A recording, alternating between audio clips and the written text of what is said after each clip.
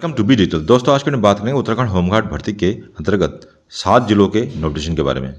कहते हैं हरिद्वार जिले से। हरिद्वार जिले की जो नोटिफिकेशन है लगभग सेम नोटिफिकेशन आपको अलग अलग जिलों की भी मिलेगी। वीडियो को लास्ट तक देखें तो आपको अलग अलग जिलों के नोटिफिकेशन के बारे में पता चल जाएगा। कुल मिलाकर हरिद्वार में 227 पदों पर जो ये भर्ती निकली है। अलग अलग वर्गवार ये विवरण आप यहाँ देख सकते हैं किस वर्ग में कितनी वैकेंसीज़ है। और यहाँ पे हरिद्वार में जो वैकेंसीज आई है केवल हरिद्वार के स्थायी निवासी ही इस फॉर्म को भर सकते हैं।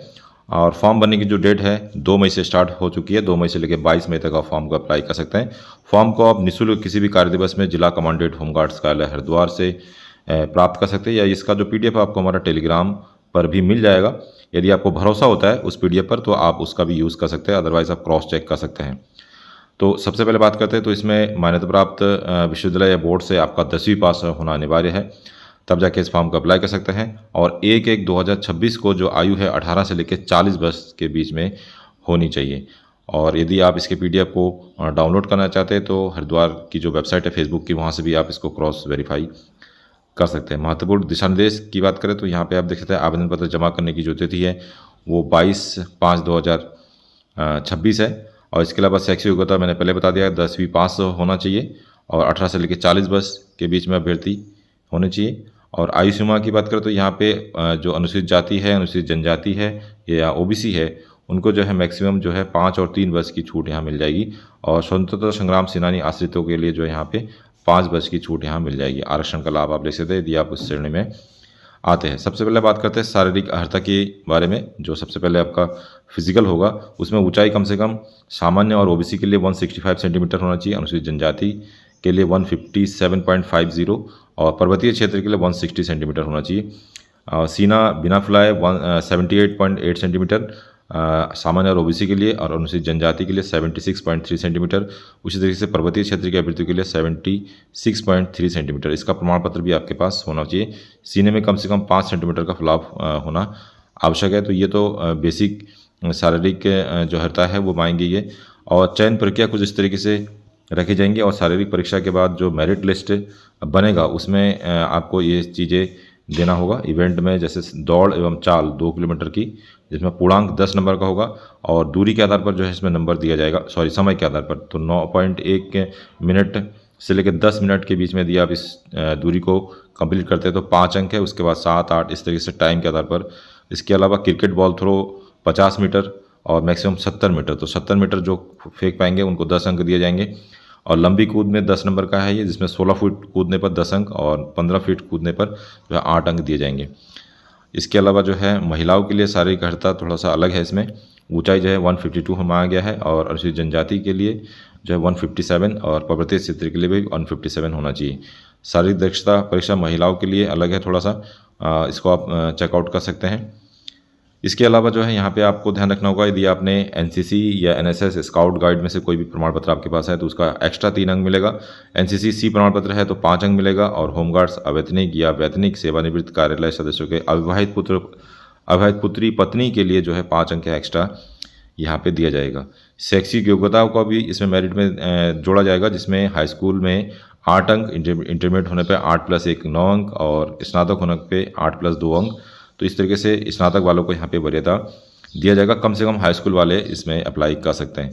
इसके अलावा खेलकूद में यदि आप प्रवीण है तो उसके भी 5 अंक दिए जाएंगे मैक्सिमम, जिसमें जिला महाविद्यालय स्तर का खिलाड़ी है तो 2 अंक दिए जाएंगे, मंडल विश्वविद्यालय स्तर के खिलाड़ी 3 अंक और राज्य स्तर के खिलाड़ी को 5 अंक यहाँ पे दिए जाएंगे। इसके अलावा एक विशेष यहाँ पे आपको लाभ मिल सकता है, ड्राइविंग लाइसेंस यदि किसी के पास है। भारी वाहन चालक के लिए 5 अंक और हल्का वाहन चालक के लिए 3 अंक यहाँ दिए जाएंगे। लाइसेंस भर्ती विज्ञापन से 1 वर्ष पूर्व का होना चाहिए, मतलब अभी आप लाइसेंस बनाएंगे तो उसका फ़ायदा आपको नहीं मिल पाएगा। आपका जो DL है कम से कम 1 वर्ष पुराना होना चाहिए। पिछली भर्ती में 3 वर्ष यहाँ मांगा गया था, इसमें बदलाव किया गया है। तो इस तरीके से ये भर्ती ऑर्गेनाइज किया जाएगा। और इसमें देख सकते हैं शारीरिक दक्षता में मैक्सिमम 30 अंक दिए जाएंगे, शैक्षिक योग्यता का 10 अंक और NCC NSS का 5 अंक। होमगार्ड्स के यदि परिवार से कोई है तो उनको 5 अंक का लाभ मिलेगा। खेलकूद के मैक्सिमम 5 अंक, वाहन चालक के 5 अंक, कुल मिला के 60 अंकों की मेरिट इसमें बनेगी। स्वास्थ्य परीक्षण में आप देख सकते हैं कि जो आपकी आई विजन है 6/9 होना चाहिए, 6/9 होना चाहिए। और इसके अलावा चरित्र सत्यापन महिला पुरुष होमगार्ड स्वयंसेवक से के अंतिम रूप से चयनित या चिकित्सीय परीक्षण में उपयुक्त पाए गए अभ्यर्थी को सत्यापन पुलिस प्रमाणीकरण ये भी आपको करवाना होगा। और अंतिम रूप से चयनित महिला एवं पुरुष अभ्यर्थी के लिए अधीन प्रारंभिक नियुक्ति के 3 वर्ष के लिए होगी, जिसमें प्रशिक्षण में व्यतीत की गई अवधि भी शामिल होगी, जो बाद में होमगार्ड स्वयंसेवक की सहमति से राज्य सरकार द्वारा बढ़ाई जा सकती है। तो परीक्षा काल जो है 3 साल का इसमें रहेगा। इसके अलावा भर्ती हेतु को सामान्य दिशा निर्देश है कि भर्ती में आपको कौन कौन से डॉक्यूमेंट आपको लगाने होंगे।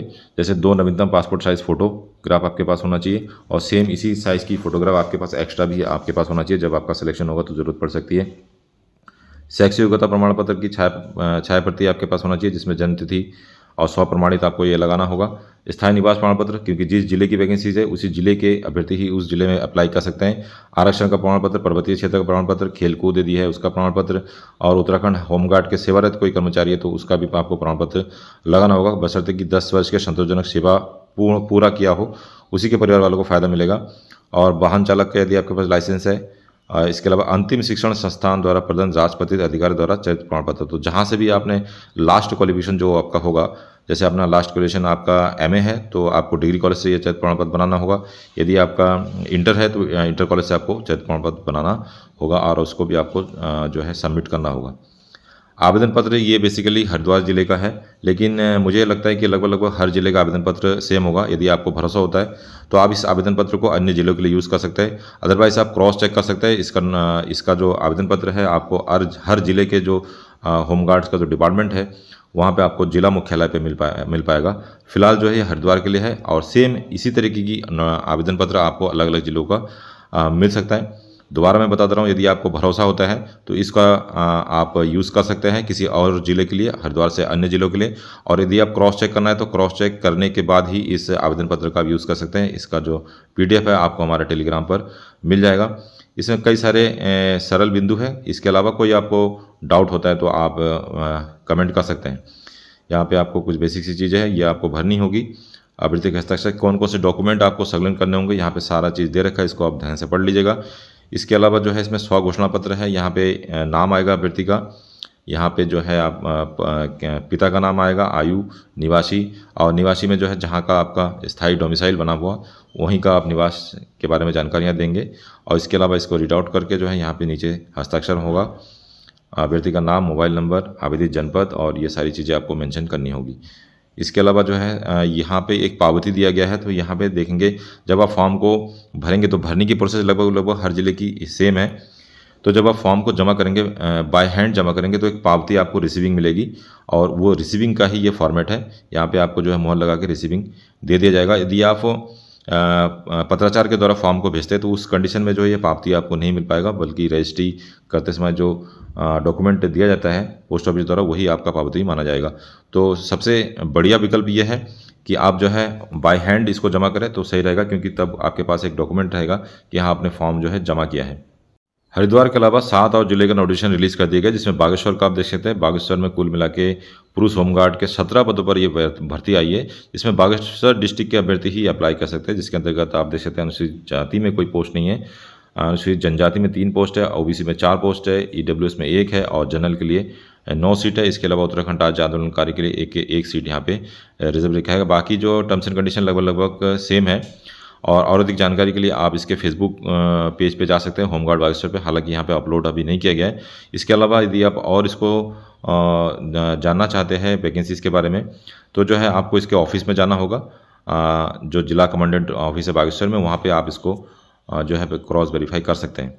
इसके अलावा देहरादून से वैकेंसीज रिलीज़ कर दिया गया है, और देहरादून की बात करें तो यहाँ पे लगभग 152 वैकेंसीज़ है, और इसमें भी केवल देहरादून की जो वैकेंसीज है देहरादून के जनपद के ही आवेदन कर सकते हैं। और बाकी जो टर्म्स एंड कंडीशन लगभग हर जिले की सेम है, तो उसको रिपीट करना सही नहीं रहेगा। पौड़ी गढ़वाल से रिलीज़ कर दिया गया। पौड़ी गढ़वाल में कुल मिला के 60 वैकेंसीज़ है, जिसमें पौड़ी गढ़वाल के अभ्यर्थी ही केवल अप्लाई कर सकते हैं। यहाँ पे साफ लिखा है स्थायी निवासी, तो ये आप ध्यान रखेंगे, स्थायी निवासी जिस भी किसी जिले के हैं उसी जिले में आप आवेदन कर सकते हैं। पौड़ी गढ़वाल जिले में कार्यालय दिवस में आप जिला कमांडेंट होमगार्ड्स कार्यालय पता जिला पंचायत भवन निकट मुख्य डाकघर पौड़ी से ये आवेदन पत्र प्राप्त कर सकते हैं।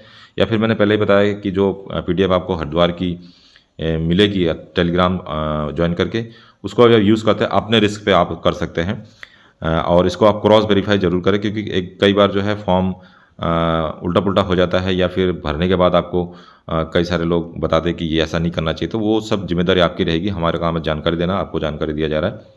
टिहरी गढ़वाल की वैकेंसी रिलीज़ की गई है, जिसमें कि आप देख सकते हैं 57 वैकेंसीज़ आपको यहाँ टिहरी गढ़वाल की मिल जाएगी अलग अलग कैटेगरी में, जिसमें कि आपको जनरल में जो है 29 वैकेंसीज टिहरी गढ़वाल की है। बाकी टर्म्स एंड कंडीशन लगभग सेम है। और इसके अलावा जिला कार्यालय होमगार्ड्स नैनीताल की वैकेंसीज आपको मिल जाएगी, जिसमें कुल मिला के 155 वैकेंसीज है। तो नैनीताल में ठीक ठाक वैकेंसीज आई है। और इस बार एज भी जो है 18 से लेकर 40 बस रखा गया है। तो ये सब चीज़ें आप देख सकते हैं। चंपावत की वैकेंसीज भी रिलीज़ कर दी है। कुल मिला के चंपावत की बात करें तो यहाँ पे 14 वैकेंसीज है। छोटा जिला है तो वैकेंसीज भी हालांकि कमी है। 14 वैकेंसीज चंपावत के लिए है और टर्म्स एंड कंडीशन सेम है। तो इसको आप रीड आउट कर सकते हैं। और इसका जो PDF है आपको हमारे टेलीग्राम ज्वाइन करके मिल जाएगा। टेलीग्राम का जो लिंक है आपको हमारे वीडियो के डिस्क्रिप्शन में मिल जाएगा। तो दोस्तों ये था आज का वीडियो। इसके अलावा अन्य जिलों की जो वैकेंसीज जब आएगी तो आपको हमारे डायरेक्ट टेलीग्राम पर मिल जाएगा। मिलते हैं नेक्स्ट वीडियो में। जय हिंद, जय उत्तराखंड।